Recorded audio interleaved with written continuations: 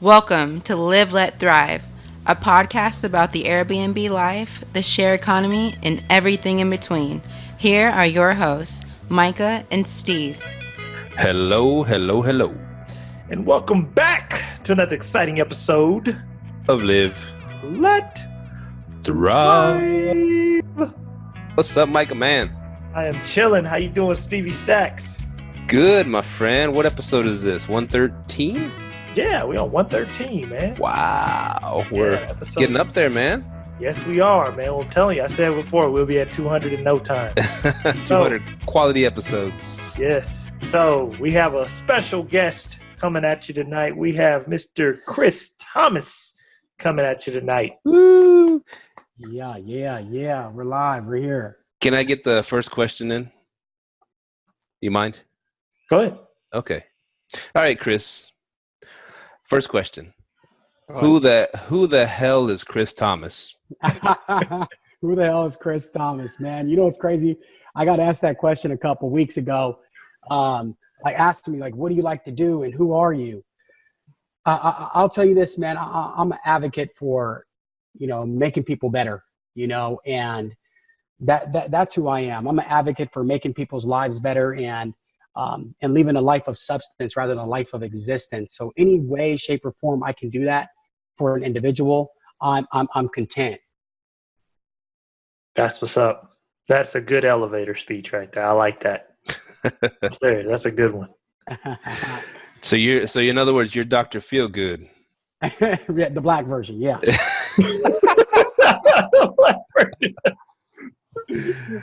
Man, All right, man. Yeah, go ahead, Myka. Man, so let's hop right to it, man. So you're Airbnb host, right? I am. And where do you operate out of? San Diego. I operate out of San Diego, but we have units all throughout the United States, in Arizona, all throughout California, and in Mexico. Ooh, okay. Yeah, I have some in San Diego and Mexico myself, because it's right there. So, man, how long have you been a host? I've been a host for 15 months. 15 months. And how many units you up to? 79. Now I know the fans are going to ask, man, how did you get up to that many so quick? What is your strategy? Do you rent? Do you own? How do you do it? Well, you guys want the elongated version? You guys want the summary? What would your audience prefer? Go long.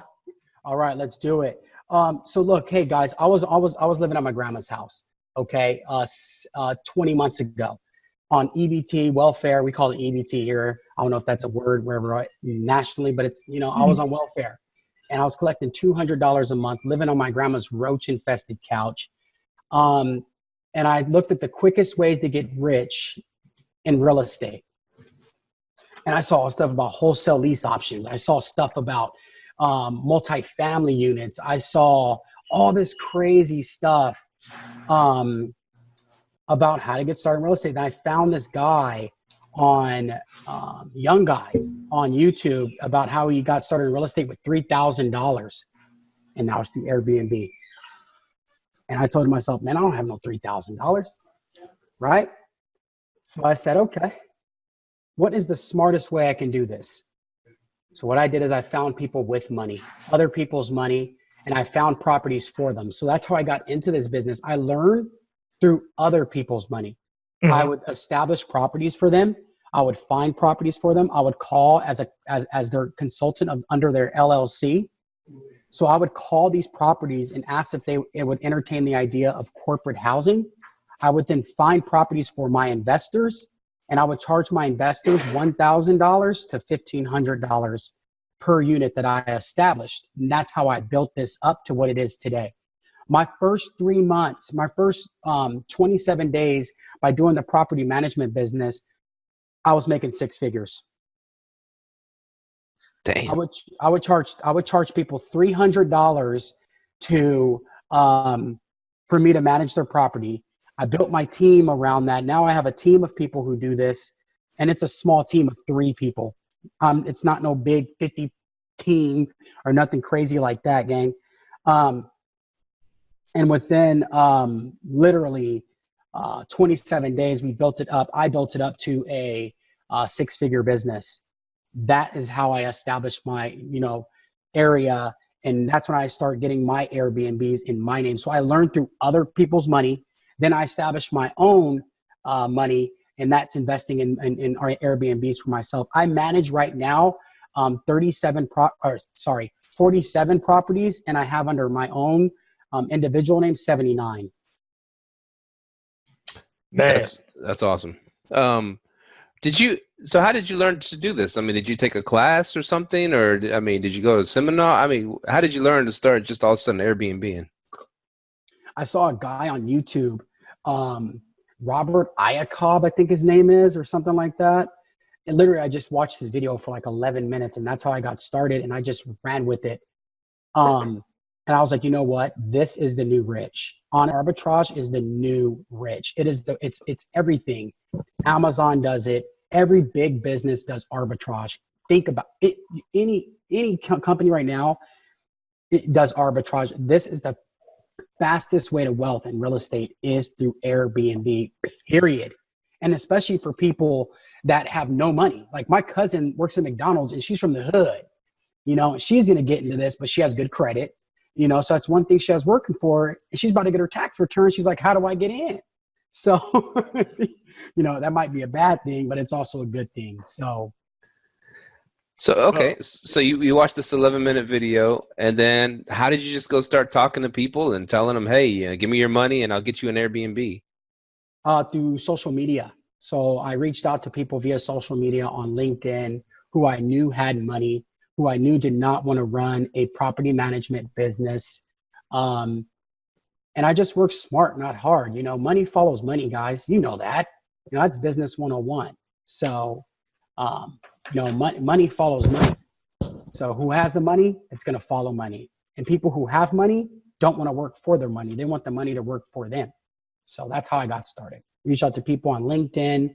Now my fiance, she's just kicking ass. She is promoting our property management business through her social following, and that's where we just took off.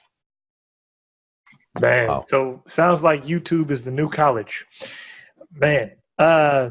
So you said you run a small team. You said a team of 3. Is your business fully automated? 100%. I should say 1,000%. I am all about scale. Okay. And what tools are you using to automate your business? Right now we use Guesty for, I don't know if you guys heard of that. Have you guys heard of Guest? Okay, good. We use Guesty, of course, for, you know, customer service and things like that. We have lock boxes and smart locks on some of the doors, a Google Calendar. So pretty much when we have a booking, it's connected to our rental sites, the VRBO and the Airbnb. So they get an automatic notification knowing that they have a checkout and they have to go clean a property. So would you say, because you're using Guesty, with you having 79 units, is it worth it to use Guesty, or is it still worth it to you to use Guesty? No, There's not at all. So I was actually thinking about that. I'm actually thinking about it's not even worth it. Once you have 79, it's not worth it. Truthfully, just hire somebody to do that process. It's not worth it, period. yeah, I would definitely tell you, try to look into like a VA. They'll do everything. Yeah, exactly. Have you found one, Myka, at all? Oh, yeah. I use VAs left and right. I'm a 100% VA. I got away from Guesty a long time ago. Nice. Okay. Did you do it through Upwork? Fiverr. I think, Okay. yeah, Fiverr. Okay. I got my guy off Fiverr, and then I onboarded him into my home-based system. That's where I assign him hours and tasks. Okay. And then I pay him through Remotely, and that's pretty much how I go. Nice. Okay. I love this concept of OPM and other people's money, and I've been listening to a lot of Kiyosaki's books lately because they're all free on the YouTube. Speaking of YouTube, and he's all a proponent of it. You know, you don't need money to make money. That's like an old saying: is you need money to make money. No, you don't. You could use other people's money. You know, you can find a good deal, and the money will follow, like you said. So let's just I like to do these role playing scenarios. Let's say I'm someone you know on LinkedIn, and I got some money. You know, I got a nice chunk of change. How do you go about just hitting me up out of the blue asking me for money to find a place? And let's hear your pitch, your elevator pitch, as Myka says. If it's cold, if it's absolutely cold, I would just say, hey, I noticed you're an investor in real estate. Have you looked at other avenues, based on your portfolio? Every investor, I would say 85% of them would always reply, of course I'm looking. It's an obvious question, right? If it's a warm lead, I'm going to come at them like a friend. I'm not going to come up with corporate lingo or sound like I'm some executive for some big firm, or just say, hey, what's up, man? Hey, we've been connected for a while. I know you like my stuff on LinkedIn. I like your stuff. I just started this new venture, and I'm helping out these people that we're connected with. And they'd be like, dope. When can we talk? So that was another one. If it's a hot lead, it's like we're on the phone the same day. And nice. I would talk to, I honestly spoke to about, I would say 300 to about 400 people before I got a good solid 12 people to go forward with me. Man. Okay. So from right now, I'm thinking, I don't know anything about LinkedIn. And if I get anything from this episode, I'm going to go try to see what that's all about. And I have a little rinky-dink profile, maybe with one picture. I don't freaking know. But apparently LinkedIn sounds like a good hunting ground for investment. Absolutely. 1,000,000%, especially with real estate. Nice. LinkedIn is definitely that's what they call it. That's where the business people are. Facebook's family and Instagram's the club. So LinkedIn, if you're trying to get it done, yeah, definitely. I'm on LinkedIn daily. You know what's crazy, guys? Check this out. Most of the Airbnbs I've gotten, this is kind of a blessing in disguise. How life works. It's crazy that you just said that, Mike. You know what's crazy? Mm-hmm. This company just reached out to me, right?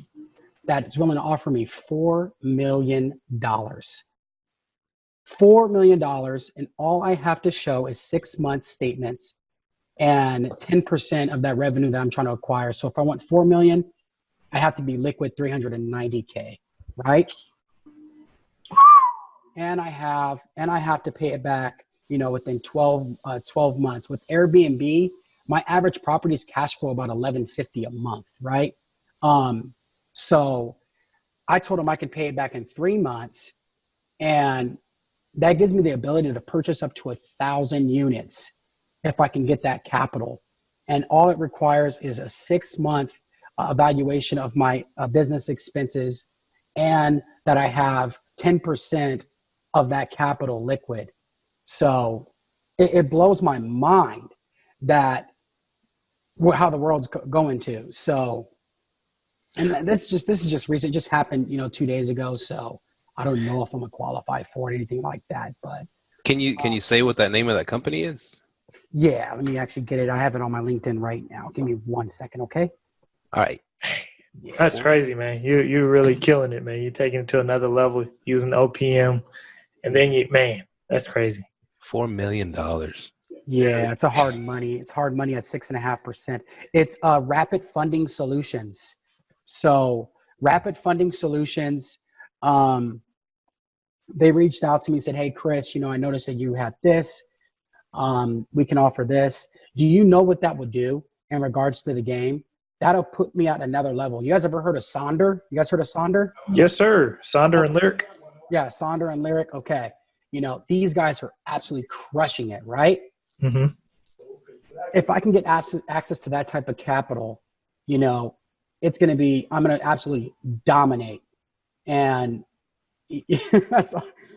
Sonder's doing well, but if I can hire some people to, acquire that many units, and I'd be acquiring, right now I'm acquiring about 5 to 7 units at a time, but with this type of capital, I'd be acquiring 30 to 40 units at a time. So, okay. So when you say acquire, you mean like going and getting leases signed and then fully furnished, ready off the ground, ready to go? Mm-hmm. Okay. So you're not trying to buy any properties. Mm-mm. That was quick. Never. Actually, that's the end goal. That's the end goal is to acquire properties. That's the exit point, guys. I want to acquire, of course, multifamily real estate so I can have that asset, so I can have access to larger capital to invest in other projects. So, And that's the real asset allocation is through multifamily syndicates. Yes, sir. Use your business to buy you the assets. Yeah, there you go. I love that. Yeah, multifamily syndication, man. That's where it is. Okay, so how do you find your potential Airbnbs? Usually on Compass. Compass, I go to Compass a lot. Craigslist, I use Craigslist because that means they're desperate. I like that. You know, come on, Steven, is it right though? If they're on Craigslist, don't you think they're desperate, my guy? Come on. Well, you know, not just for real estate. They're desperate for a lot of things on Craigslist.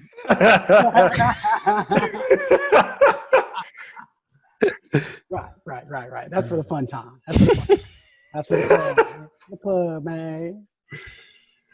No, they're on Tinder for that now. But yeah. But yeah, what were you saying? That's pretty much it. You guys have, I know you guys have a ton of questions for me. So what's up? So you find them on Compass or Craigslist, and you just hit them up. They're just trying to rent them out long term, I assume, and you just hit them up, say, "Hey, I'm gonna do this. I do this Airbnb thing," and they go for it. I have a guy who does that all day. Okay. That's what he does all day. Wait a minute. See, now you sparked my interest. So hold on. First off, what is Compass? First off, what is Compass? Compass has apartments, like luxury apartments, like penthouses and stuff. And Compass it's a real estate company. So they have like luxury apartments, and their real estate agents rent them out and get a renter's fee or whatever their fee is, based on if they can rent out the apartment. Wow. Okay. So you go to Compass, and then you said you have a guy that does that all day. What does your guy do? Is he in the U.S.? Is he a VA? What does he do? Yep, he's here in the United States. He works in my office here, and his whole objective is acquisitions. So his whole gig is acquisitions. I pay him for acquisitions. I pay him for every acquisition that he has. So for every unit that he acquires, it's a $75 spiff. So if he's getting 5 to 7 units at a time, so now that we have access to this capital, I'm gonna hire a team of 5 guys, not guys. Okay, I know that's a big thing. People, okay, 5 people. Okay, I don't want to get all political here. I'm gonna hire 5 people to acquire properties at a massive scale level, and right now I have one guy, and what he does is full-time, gang. He calls on these big buildings and just says, "Are you guys, who handles your corporate leasing? We want to acquire 10 to 15 properties." Okay, I'm going to tell you why I'm like real excited about this. So I was talking about this last week. I did a full business analysis of my business. And this is what most Airbnb hosts, they'll say their business is automated. But when they talk about that, they're talking about the operations. Like after they acquire the unit, it's all set up, cleaning's automated, all that. And I was like, man, that's really the easy part.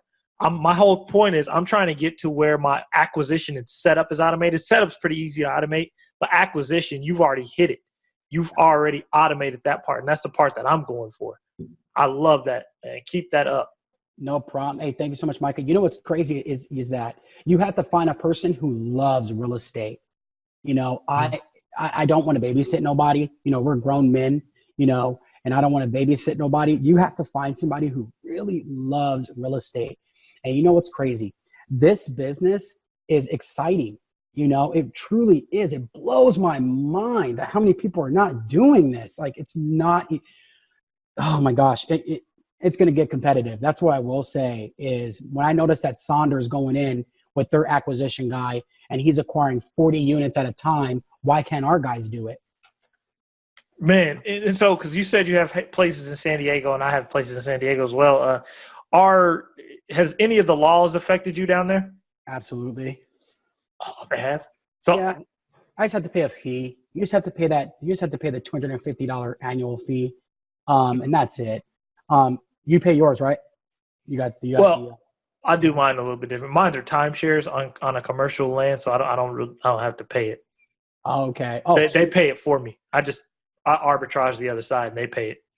Oh, nice. Okay, cool. That's awesome. I actually have one of our investors has a lot of timeshares in Mexico, and we just manage them for him. And dude, those are so good. Good job on that, man. How did you get those? Oh man, I got into that. Like that was like my second venture of Airbnb. I was out. Me and my wife were out in Vegas, staying at one of our timeshares, and we were just sitting there. We were like, man, I wonder if I could rent this out. And ever since then, I just started loading them on Airbnb, and they just make money, man. That's awesome, and I'm proud of you, man. That's amazing. Yeah, because you said because I know a lot of them are down there on that San Diego coast. Because I have some down in Tijuana and Cabo, all down there. Yeah. We have units down there in Playas Tijuana, and Rosarito. And Rosarito, La Paloma. Yeah, and Puerto Peñasco. Mm-hmm. So we have units there as well. So it's pretty cool, man. It's fun. Yeah, I love it. So all you got to do in San Diego is pay a $250 fee. I mean, it's totally legal. There's no ban or nothing. No, not necessarily. There's no ban. You know, no partial ban, no limits on how many there can be there. They do say there's a 30-day limit thing or whatever. They're trying to establish that 30-day, but because it's rent control, that's what they're trying to do. The city's trying to get paid, man. Come on, the city's not getting paid. There's a problem, right? The mayor has to get his check so he can live in his penthouse too. Well, here's the thing. I mean, over here in North Texas, they're shutting them down left and right. They're banning them everywhere. Yeah, especially in Houston, right? Oh, no. Houston's Airbnb friendly. Oh, really? Okay.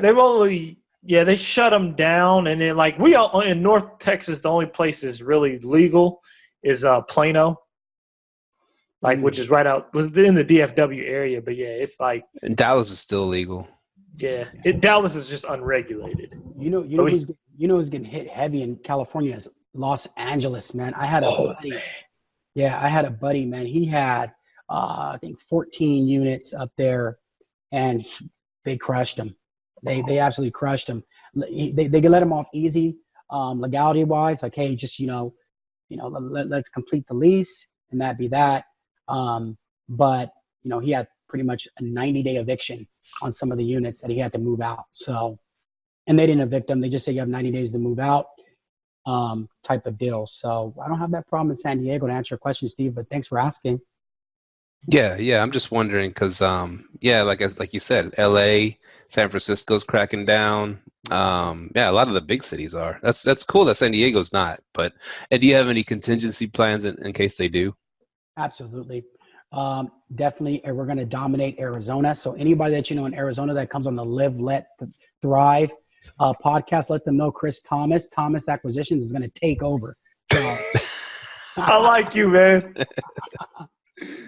Let them know Scottsdale, Arizona's mine, and Phoenix, Arizona's mine. We're going to definitely acquire a ton of properties. Right now, I'm trying to get at least 200 units there. I'm trying to absolutely take over that place. They're super Airbnb friendly. The taxes are amazing there. Everything is incredible. It's beautiful in Arizona. It's always sunny. And the real estate is inexpensive. I'm telling guys, you look up Scottsdale, Arizona, you can get a penthouse over there for, not kidding, for $1,400 a month. And you can Airbnb it and make $1,500 to $2,200 in cash flow. That is amazing. So yeah, Phoenix is hot. Yeah, Phoenix is definitely hot. I'm surprised you guys don't have a couple there. I do. Oh, you do? Okay, Myka. I have them in Phoenix and Scottsdale. Okay, I'm coming for you, man. Yeah. Yes, sir. Phoenix, Scottsdale, it's hot out there. Yeah, like a lot of people from the Northwest are moving out there. Yeah, it's a hot market. Okay. So I like the nuts and bolts part of all this, right?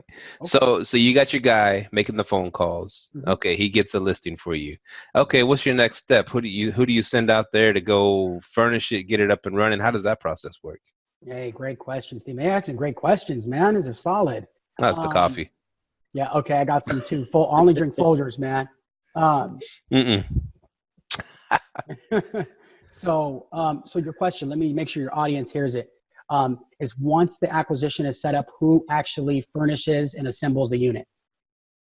Okay, so we have a person who handles all of that. Okay, so there's an acquisition specialist, and then there's the accommodation specialist. And what the accommodation specialist does is they oversee the entire establishment of the unit, and they take care of the maids as well. That's another conversation. So they pretty much handle the movers. They handle the costs of everything. I like to keep my cost lower than $2,000 on all furniture and everything that needs to be assembled within the unit. Okay. I do not want to spend more than $2,000 per unit. Okay. Now, we talking a 1-bedroom or 2-bedroom? How's this working? I only do 1-bedrooms. Yeah, I only do 1-bedrooms, period. I do okay. not. Why is that real quick? It's a higher ratio through AirDNA where people are looking at individual units with 2 guests. So, one of the biggest searches through AirDNA, let me backtrack. The biggest searches through AirDNA are through 2 guests, 1-bedrooms on vacation rental sites. It's common sense of working backwards. It's the engineering process, right? Wow. Yeah.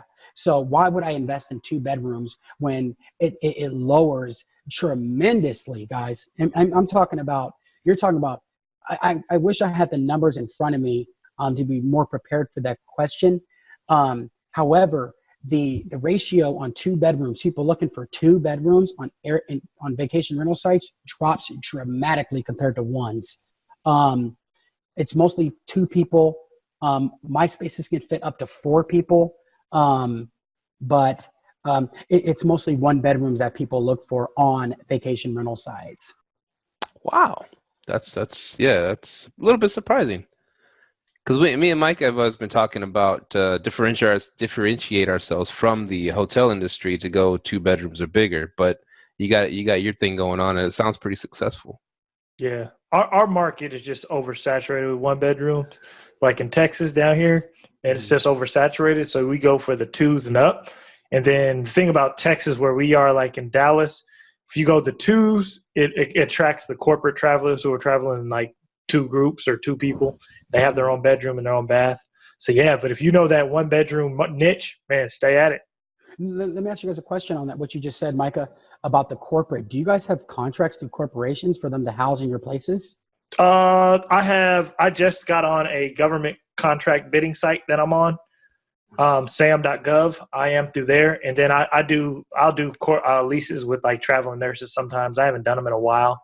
And I do that. And then I get in touch with different housing coordinators, IT companies, nurses, they're traveling coordinators, and I do it through that. That's a good way to stay booked. They do minimum of 90 days when they stay. So yeah, that's what Sonder and Lyric do. They have contracts through these massive corporations. Wait a minute, that's how they make a large chunk of their money? That's how they make 70% of their money. You guys didn't know that? I thought they were full-blown Airbnb. I didn't know they were on the corporate housing tip. Absolutely, gang. Come on now. They wow. Come on now.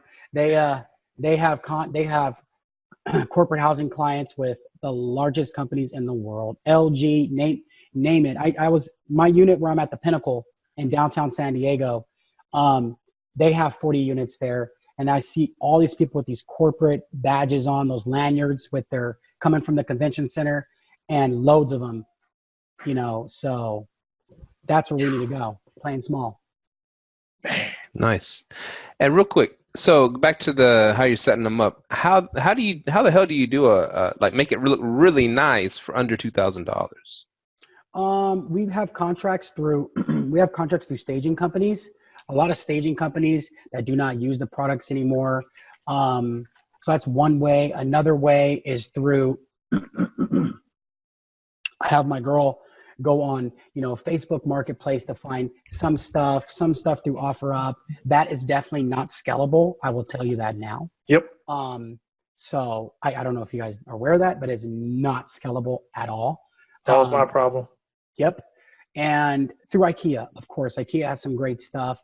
So that's what we're trying to figure out. That is one of our biggest problems right now, is furnishing the unit at a low cost, where it's scalable and it's repeatable over and over and over, instead of her looking for the lowest deal, especially if we're playing at the game at 20 to 40 units, guys, right? Mm-hmm. It's going to be impossible to find that many great goods on Marketplace trying to furnish 40 units in 24 hours. 48 hours, sorry.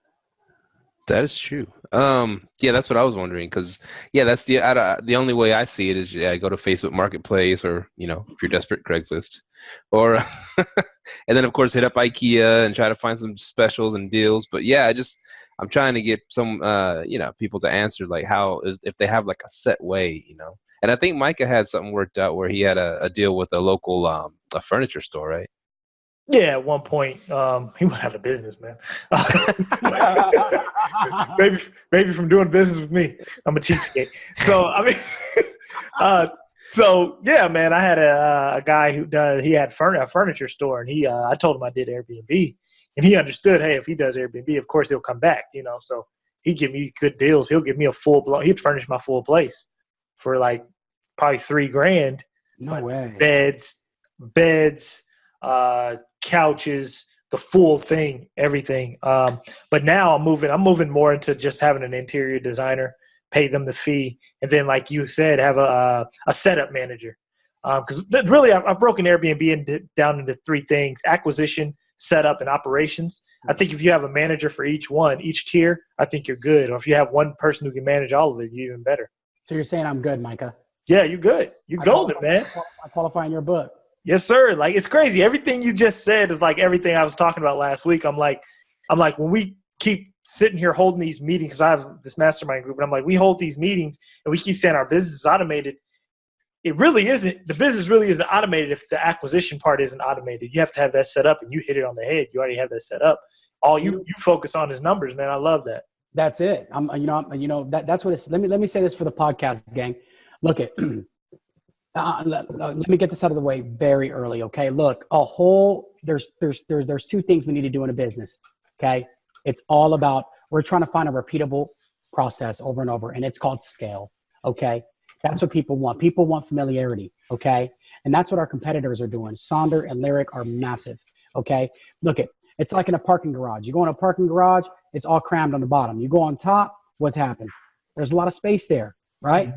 The moral of the story is this. Our whole objective is to achieve scale, okay? And that's complete autonomy in our business.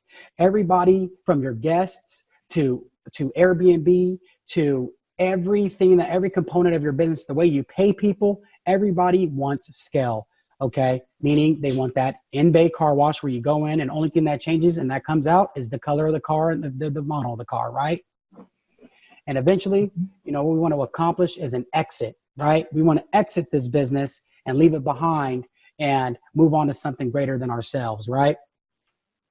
Yeah. So that's what I want to leave your audience with, is that only thing that you should be doing as a business owner is working on your business. And the way to work on your business is to continue to find capital for acquisitions, period.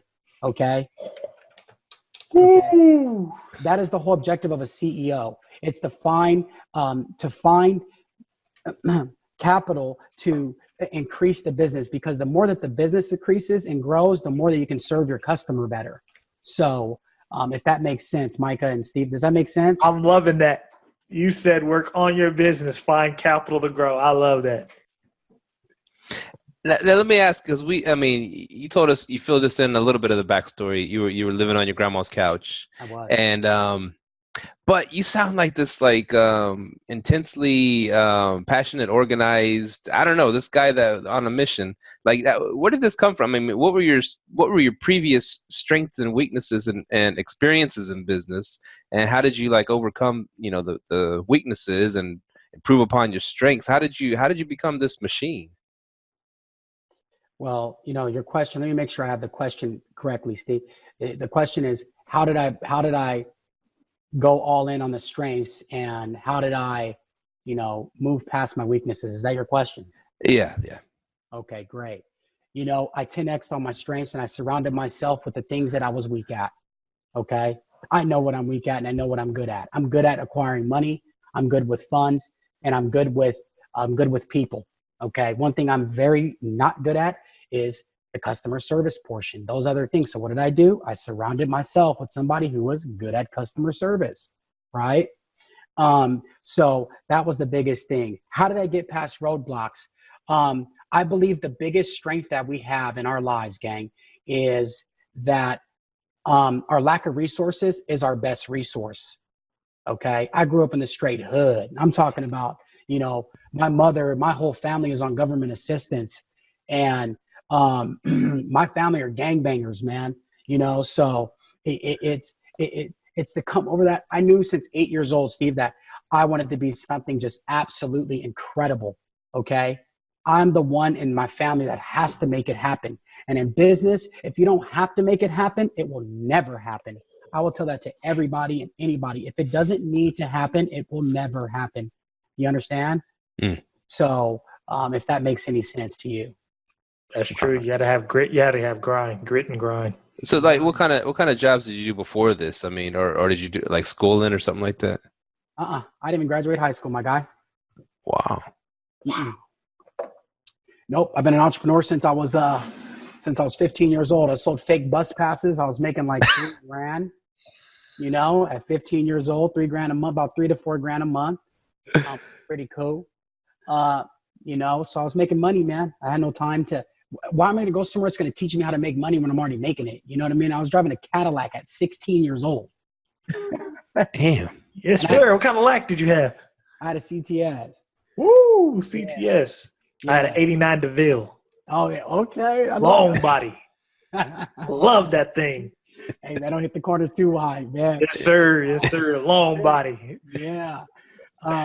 So, yeah, man, you know, I didn't even graduate high school, man. So, you know, and I've always been focused on knowing that I'm going to achieve something great. And that's a great question. Thanks for asking that. Man, that's awesome, man. It shows that anybody can do it. And a lot of people don't realize that, you know, just because you didn't graduate high school, nothing, man, you didn't let that stop you. You had that grit and grind and you just kept going. And that's what I love. I love hearing stories like that, you know, like going against the odds. You made it. Now, are you big about writing a detailed business plan? If so, what does it look like? Negative. Business plan is, I don't think anybody should write a business plan because number one, investors do not care about it. I do not care about it. I believe the business plan is through traction. Having traction in your business is the business plan. If there's business, if you have some traction, people are going to find you, more, number one, more attractive, and people are willing to actually listen to you. And I appreciate you guys giving me this opportunity, knowing that I only have 200 followers on my Instagram. So let's beef that up. Roll with us. We'll beef you up. Cool. All right. You know, so I barely started social media in November of last year. So I've been focused, man. You know, I've been focused on this, you know, this Airbnb thing. And this is the not the finishing project, but this is the middle project. Mm-hmm. How old are you, Chris? I'm 34 years young. How about yourself? Oh, I'm 42. Oh, you're 42. Okay, damn. Yeah. You know, Latino don't crack, right? Mon. Right. ¿Tú hablas español? Sí. Ah, está bueno. Muy bien. ¿Hablas español? Claro que sí. ¿Por qué no hablas? Oh, pues vamos a hablar en español, ¿no? Yeah, hablo español. Yeah, él también. He does too. Oh man, that's cool, man. All right. So you don't have no kids or nothing yet, right? I have kids. Oh, you do? Yeah, I have a son. Oh, nice. So how do you? Okay, well, see, I kind of already know the answers because you have your systems in place, and I was going to ask about balancing business with family, but yeah, go ahead, get into that with us. Yeah, I think that is an awesome question. Man, you guys ask awesome questions, man. Stevie Stacks always got the questions, man. Steve got the questions. These are like awesome. Good. They're good with valid questions in a business. You know, I was on another podcast. Dude was asking crazy questions, but there's more business questions instead of like real life questions. You know what I mean? So real life question is, how do you balance family and how do you balance business? I will say that in the beginning process, it's going to be unbalanced. And that's a part of the process. It needs to be unbalanced. Okay. You just have to set that standard with your partner to say, hey, this is going to benefit you because you're going to have nice purses, nice things. You're going to look absolutely amazing. You know, I know you want the Instagram model body. So this is what it's going to take. It's going to take me working 16 to 18 hours a day. You're not going to see me. I'm going to come home angry sometimes. I'm going to come home happy sometimes. That's part of the program. You want to sign up? Absolutely. Okay. So how do I actually balance it? I wake up at 3:00 in the morning. Okay. Every morning. I only sleep 4 hours a day. Okay. And how do I say this, guys? I wake up early so that I can accomplish these particular goals that I have in mind, because I'm dealing with people who have 800 employees and I only have 4 including myself, because I'm still paying these people, right? So that's what it takes, is waking up earlier and getting after it early and having that time with my family. I spend about 2 hours of unsolicited time with my son and my fiance. And whether that's something simple as going to a park or something like that, and to have time for myself in the process. So it's just waking up earlier and sleeping less. And do you completely unplug when you got your family time going on? Absolutely. Absolutely. Do you? Well, I'm working on it. I can't say 100%. No. It's tough, man. It really is. How many kids you got? You got 3, right? I got 3. Yeah. Yeah. I saw that on your Instagram. Yeah. Yeah, man. Wow. 3. Woo. That's cool. Yeah. So it's just uninterrupted time, is where, I follow a quote by Jim Rohn. If you guys know who he is, Mm-hmm. he says this, guys. He says, wherever you are, be there. If you're with your family, be there. If you're at the beach, be there. If you're at work, be there. If you're on social media, be there. Post on social media, provide good stuff. People want to be enriched in their lives. And, that's why I started this, little social media venture. Man, I like that. If you're somewhere, be there. That's what's up. That's what's up. Yeah. That's cool, man. Because it does get obsessive, especially real estate. Because, like you said, it's fun. It's a passion, it's a business, but it's also a lot of fun. So it is easy to get obsessed with it. Yeah, absolutely. Especially when you're playing at a big level. Like, dude, if we do this podcast again here in the near future, where it's the second version of this, where I come back, I'm like, hey, we got this funding of, $1 to $4 million, $1 to $5 million. And now we're acquiring properties at a massive scale level. You know how much content rich stuff that would be for your audience, what they can take from that? It's like, dude, this guy's buying 40 units. He didn't graduate high school. He was on welfare a year ago or 2 years ago. And now this guy has over 1,000 properties. Just imagine what your audience is going to get from that, right? So much, man. It's crazy. Like, yeah, we do got to get you back for a part 2, because I know there's a lot of people we got to get back for a part 2. Because I know one guy who was on here, he had 40, now he's at 100. We had one guy who was at 60, now he's at 200. So, like, yeah, man, it's crazy, that growth process. But that just shows we get some true hustlers on the show. You know what I mean? Some go getters. Yeah, I'm in talks right now to picking up 27 units. So, and one thing that Steve said was, how are you getting the furniture and all the assembly at scale? So that's why I haven't signed my name on the dotted line, is because how am I going to get it at scale? That's been my biggest hurdle, is finding furniture at scale. My suggestion would be, and then this might be the fastest way, so then it takes it off your plate. Just get an interior designer, give them the budget, and let them work that out. Okay. Yeah, get an interior designer. Say, hey, my budget for this unit is $5,000. If this is your budget, they'll go get it, and then they'll charge you a setup fee. And then they get you on your budget and pay the setup fee. Then you can scale it massively. It's probably a bunch of them over in sunny San Diego. Yeah, they're everywhere. Nice. Okay. Nice. So I've watched some of your videos. You're very motivational, and a lot of energy. So you're over here inspiring folks, like you said in the beginning. Are you offering like one-on-one classes, or are you offering like I don't know, your own seminar, your own thing right now? That's a great question. I have an Airbnb course that I'm actually producing right now. And it's called STR Academy, Short-Term Rental Academy. It is a disservice for me not to share this opportunity with the world. The amount of money you can make so fast, and that's from starting the program's going to be from starting a property management company to actually acquiring units. It's going to go in detail, and it's going to be It should be live in the next 2 weeks. I'm recording the videos now and all the content. And there's also going to be a component for people like myself that are trying to acquire properties at scale, and that's being 20 to 40 units. Wow. Yeah. And you said the magic word, property management company. So do you have to have a real estate license to do that over there?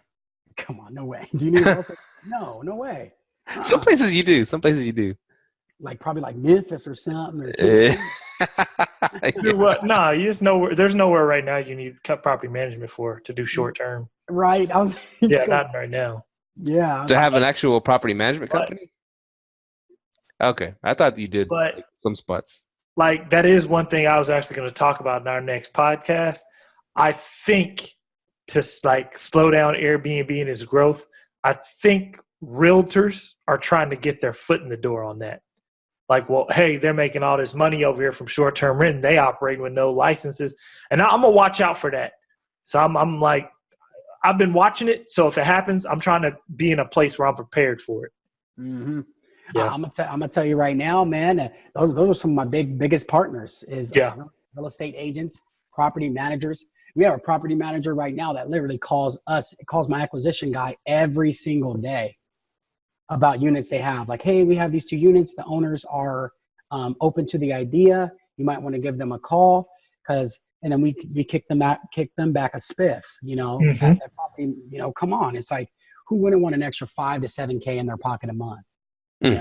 So, and we're making, 10x.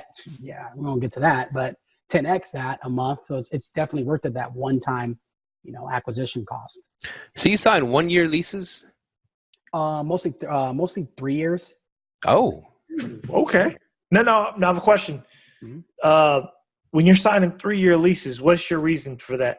What is my reason for that? So that I have a lower rent and I don't have to pay a deposit. So I can get in, so my barrier to entry is super low, right? Wow. I want a lower rent. If I'm going to come in, I'm the businessman. I'm the one with the money. The one with the money controls everything, okay? They say money doesn't buy you happiness or money's not powerful. Trust me, guys, I've been broke and I've been rich. When you're playing a bigger game, you're coming in with $20,000 to invest in some units, and you're like, I'm going to sign a 3-year lease, people are willing to work with you, okay? The reason I say that, I signed 3-year leases so I don't have to pay a deposit. And so deposits, I pay a couple deposits and the rent is lower, and I'm talking, 10 to about 15, not 15, it's about 10 to about 13.5% off of each unit. So that's monthly. And so, I would assume you put some escape clauses in your leases just in case the HOA's rules change or the city's rules change. Absolutely. But once you're in a lease and it's contracted, I have it where my attorneys have it so tight knit that if anything was to happen outside of the original agreement, that the original agreement stands. So, for example, say that HOA does come in, or there's been some different lease terms annually because they can change it every year. That my 3-year agreement stands based on what they signed on the original purchase date. No, that's with the HOA, but what if like a city changes, starts to ban them? Oh man, that's a different question we haven't got into at this point. But okay, that is something to think about. Because pretty much like Arlington, where I had a couple Airbnbs and Myka did. They just pretty much said, all right, we're going to put the ban in place. Y'all have until January 31st to stop Airbnb, and no ifs, ands, or buts. And so that you guys have to still pay the rent, and were you guys still obligated for no, I owned the houses there. And Myka too. He rented out of his house. Okay. But thing is, Arlington, we're gonna have to take a different approach. We just got to go straight to the state, get their eyes on it. That's what it is. But like as far as like, I think at this point, and this is what I said on the last few shows. You really got to get to the point where we're only going to cities where it's allowed. Yeah. Don't even waste your time. If it's not allowed or if there's no regulations in place, don't even waste your time. Well, one thing I tell, I'm going to start, advocating on my YouTube channel, which is at GetChrisThomas. Everything's GetChrisThomas. Everything, all my social media profiles, everything is GetChrisThomas. Don't try to be a shade ball or a slime ball in this business. You're dealing with people who have attorneys that will crush you. You know what I mean? Not even kidding. These property managers and these owners of these buildings are dealing with attorneys who, can really wreck you, and just you can't come in there's like this is a hustle or a side business or any of that kind of the game, because this is a professional atmosphere. You have to be a professional and you have to follow the rules. If you don't follow the rules, you're going to get reprimanded for it. Yes, sir. And you mentioned you had an attorney. How do you go about, like, that's a simple it sounds like a simple enough question, but a lot of people don't know. How do you go about finding a good attorney, and what do? They just make the documents for you and charge you a fee? Real estate attorney. So they pretty much will establish an initial agreement for you, an arbitrage agreement for you, which can range from $1,500 to $5,000 depending on the caliber of attorney. And then they represent you. If there's any representation that you need, where you don't have to be present until you need to be present. So it depends. How do you find the attorney? Simple. Go on LinkedIn. LinkedIn is the best place to find an attorney because you can see the validation of the attorney, whether they're an active attorney, and real estate attorney is what you're looking for. It's very hard to find an Airbnb attorney. However, I got fortunate to find an attorney who help with vacation rentals. And he's here in San Diego, and I can share that with you if you guys need that. Nice. I like your hustle, man. You got some grit. You got everything lined up, man. I'm trying to get to your level. I'm trying to get to your guys' level, man. I'm developing a podcast right now, man. I don't have no content on there, but man, you guys are crushing it. I listened to a couple of your podcasts driving to work, this last week. Mm-hmm. And you guys are solid people, man. Like, ask great questions. The quality of your guests are amazing, from the beginner to the elite. People have 100 units. That's amazing to get these people on here. So I commend you guys for that. Appreciate that, man. Definitely, man. Thank you. We're still trying to keep on growing. Go ahead, Steve. And another question: you do solely arbitrage. You don't do you don't run other people's Airbnbs, or do you? Yeah, remember I run that's how I got started, Steve. Okay. Yeah, that's how I got it. We manage units for our investors, and then we have our own business of Airbnb, if that makes any sense. So pretty much we have a property management company, and then we have our own company. Okay, that's right. Yeah. And to run someone else's Airbnb, what's the going rate over there? Like percentage? To establish an Airbnb, I would charge anything from $750 to $1,500 depending on the size that they want. And to get everything all included, it'd be like a $5,000 setup for everything. Monthly management fee, I only charge them $300 flat rate. Mm-hmm.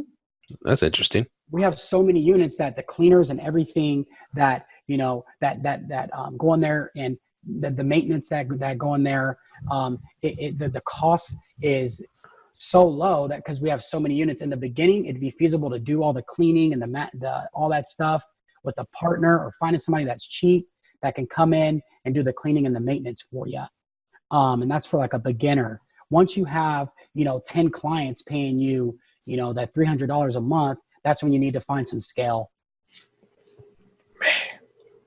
And so you charge them for the cleanings, right? You charge the owner for the cleanings? Or you bill them. I'm sorry, you bill them?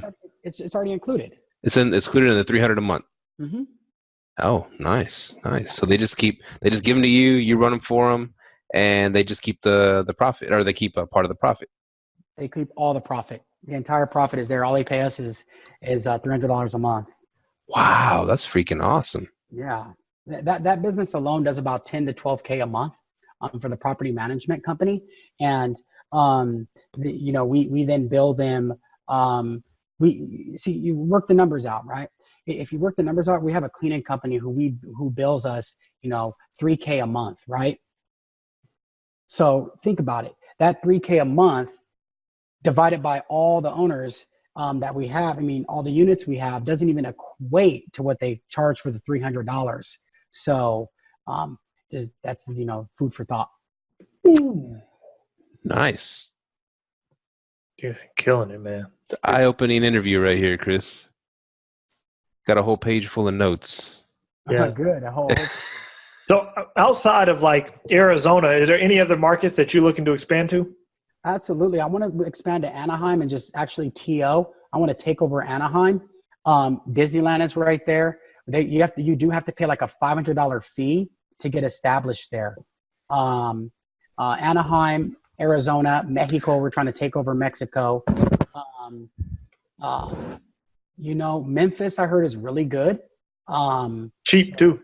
Is it cheap? Oh, cool. Oh, Cool. yes, sir. Memphis is Yeah. cheap. So Memphis we're looking into. And that's really just establishing the same team we have here based on the units we want to acquire out there. So it's pretty simple stuff. Take over the world, man. Right. Yeah, man, that's the goal, man.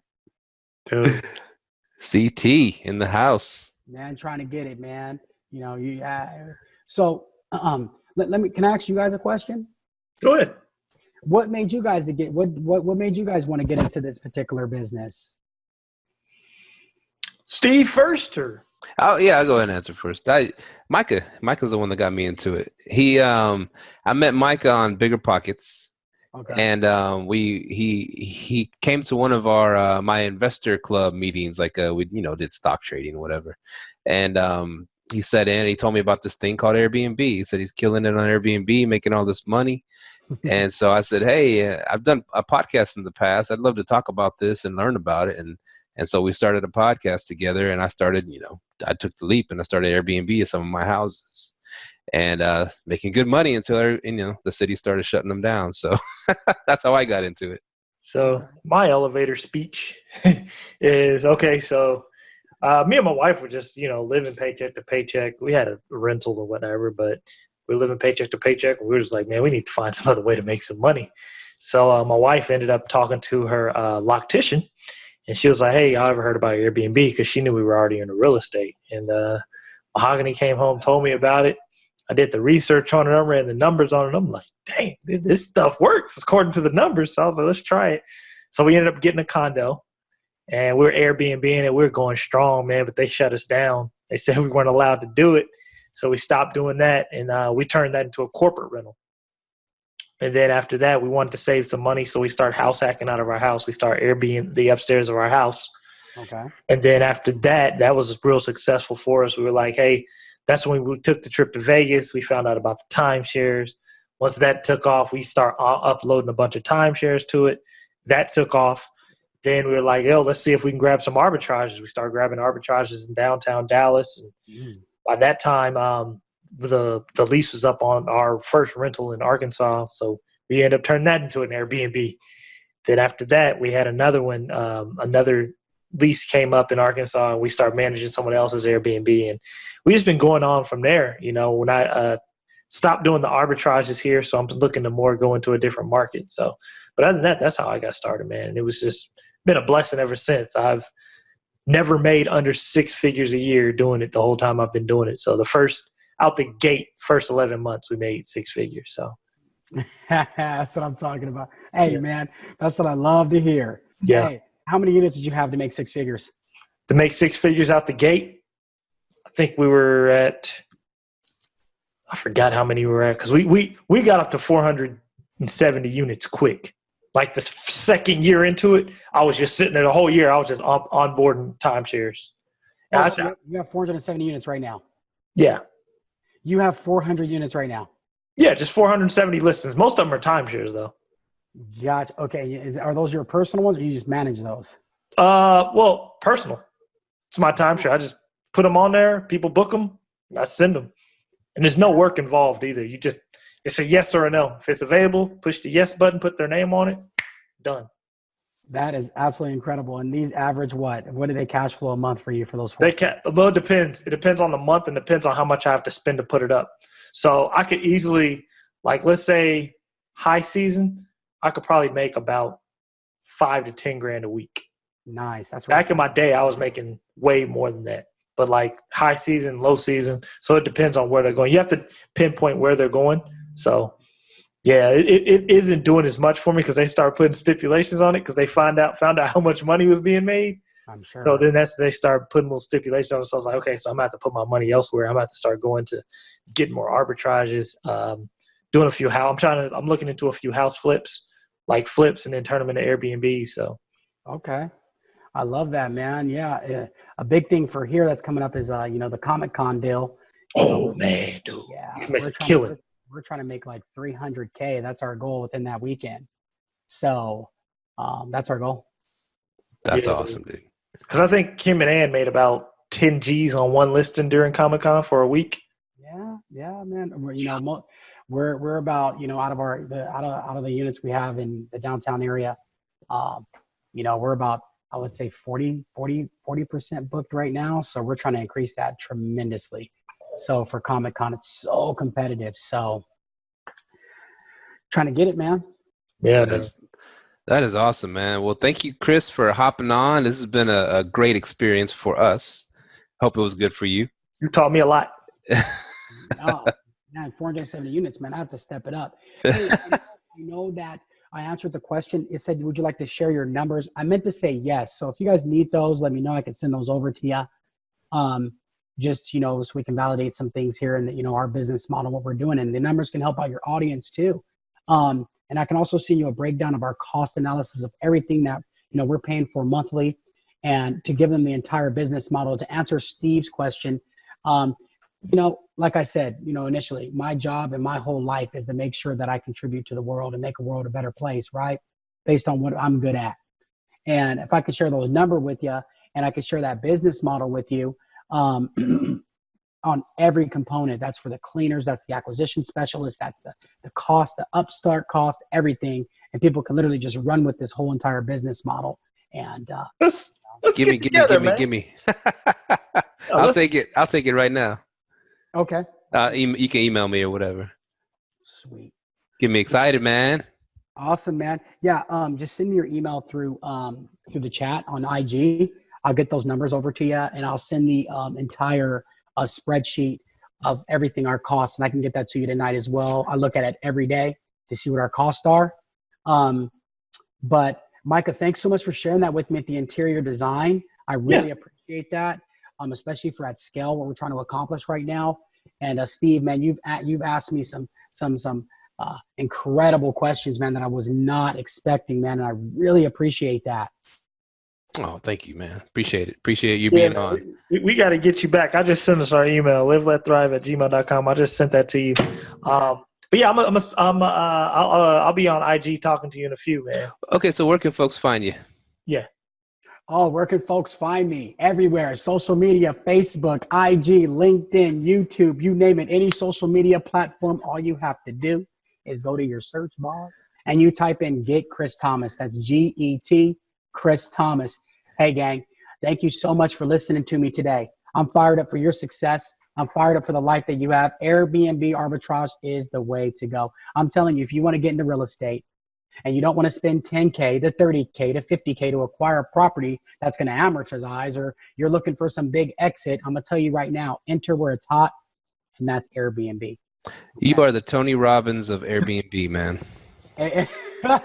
Hopefully, man. I'm trying to dominate, man. I'm telling you. I told everybody, man, Steve, I was like, hey, once I started acquiring these properties, I looked my fiance in the eyes and I said, you know what, baby? I told her, I'm telling you, I am going to be the Tony Robbins of the Airbnb rental arbitrage.